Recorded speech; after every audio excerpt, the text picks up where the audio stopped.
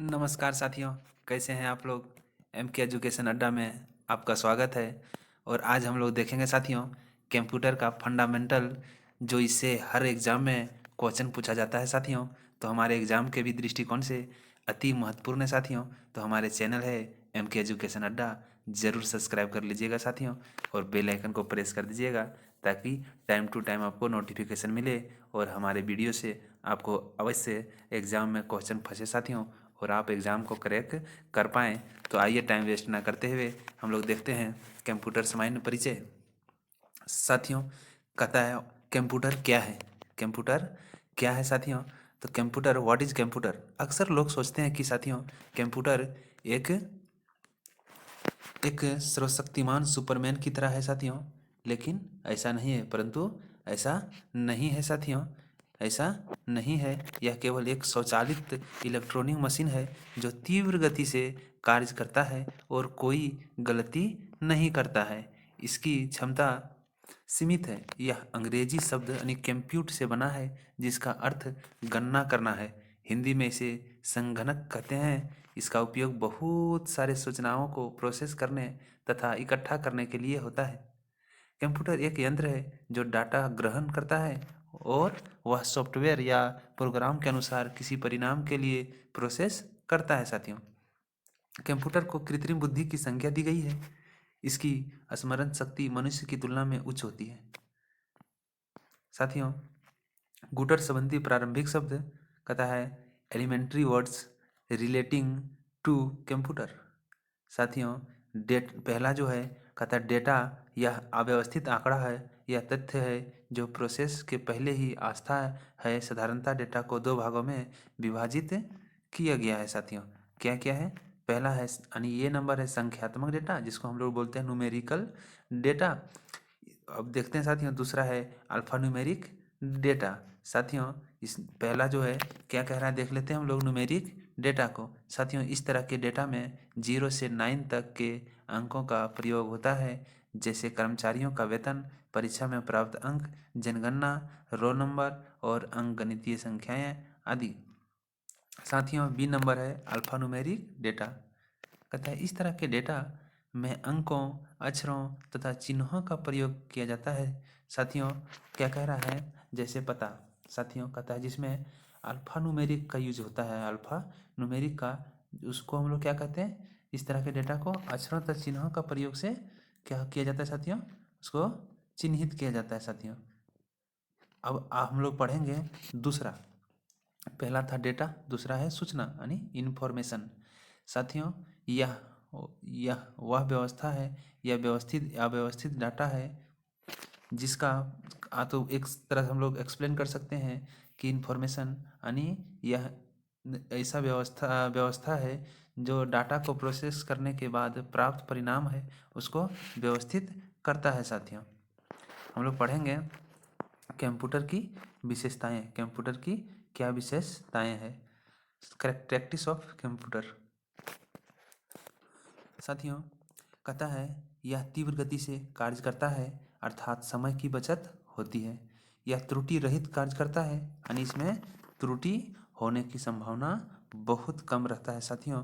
तीसरा है यह अस्थायी तथा विशाल भंडारण क्षमता की सुविधा देता है। चौथा है यह पूर्व निर्धारित निर्देशों के अनुसार तीव्र निर्णय लेने में क्या है, सक्षम है साथियों। अब पढ़ेंगे हम लोग कंप्यूटर के उपयोग। कंप्यूटर का क्या उपयोग है साथियों। पहला है शिक्षा के क्षेत्र में, दूसरा है वैज्ञानिक अनुसंधान में, तीसरा है रेलवे तथा वायुयान आरक्षण में, चौथा है बैंक में, पांचवा है चिकित्सा विज्ञान में, छठा है रक्षा के क्षेत्र में, सातवां है प्रकाशन में, आठवां है व्यापार में, नौवां है संचार में। साथियों, माफ कीजिएगा साथियों, यहाँ संसार नहीं संसाधन होगा। क्या हो जाएगा साथियों, 9 नंबर में हो जाएगा संसाधन।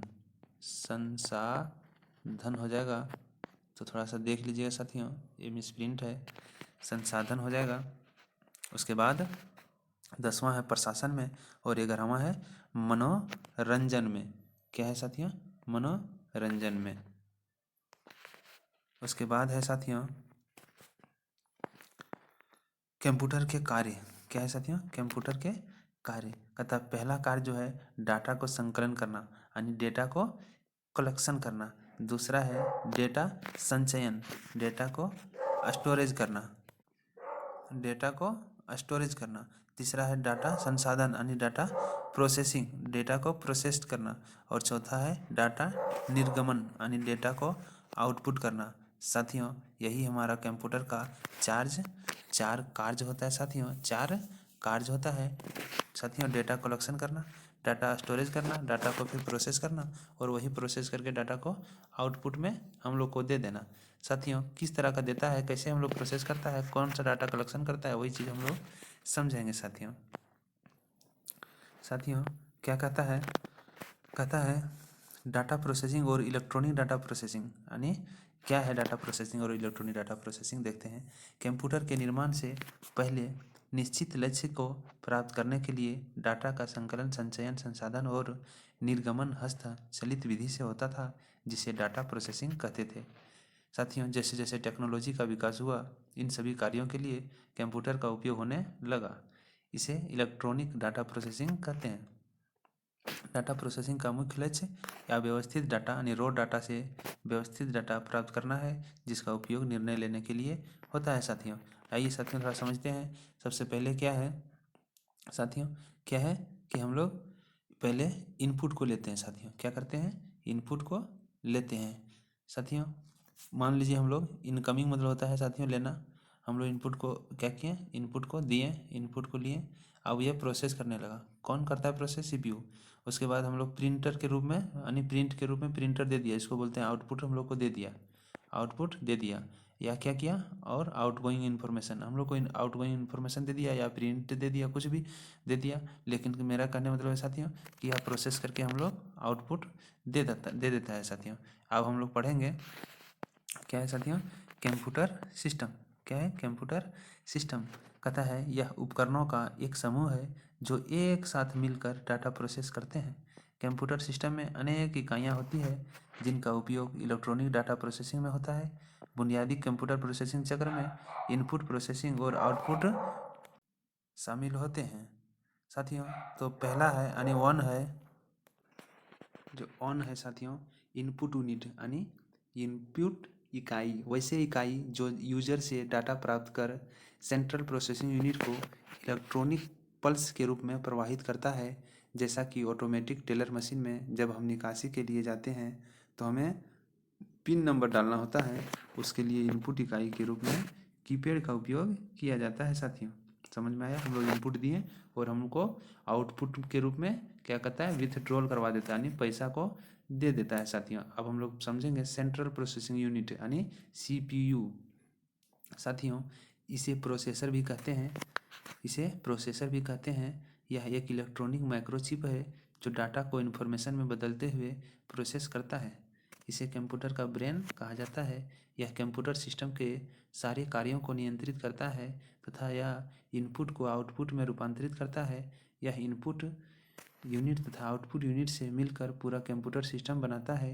इसके अगर लिखित भाग होते हैं, क्या होते हैं साथियों, इसके अगर लिखित भाग होते हैं, जैसे साथियों इनपुट यूनिट हम लोग लिए, सेंट्रल प्रोसेसिंग यूनिट होता है, अर्थमेटिक लॉजिक यूनिट होता है, और कंट्रोल यूनिट होता है, और मेन मेमोरी होता है। चार होता है साथियों, central processing unit, arithmetic logic unit, और कंट्रोल यूनिट, और मेन मेमोरी यूनिट साथियों। और हम लोग को आउटपुट यूनिट के रूप में दे देता है साथियों। अब हम लोग पूछें, समझ में नहीं आएगा साथियों, हम लोग किसी को अगर कोई पूछता है साथियों तो इसमें सीधे सी बात आ जाएगा कि अर्थमेटिक लॉजिक यूनिट क्या है।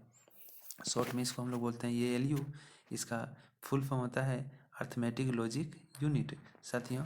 अब हम लोग देखेंगे यह क्या होता है साथियों। इसका उपयोग अंकगणितीय तथा तार्किक गणना में होता है तथा साथियों इसको हम लोग अंकगणितीय में और तार्किक गणना में इसको यूज करते हैं।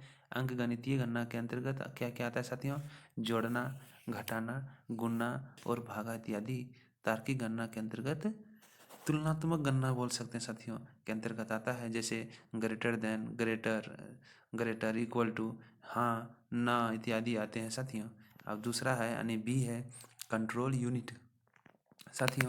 कंट्रोल यूनिट यह कंप्यूटर के सारे कार्यों को नियंत्रित करता है तथा कंप्यूटर के सारे भाग जैसे इनपुट, आउटपुट, डिवाइसेज, प्रोसेसर इत्यादि के सारी गतिविधियों के बीच तालमेल बैठता है साथियों।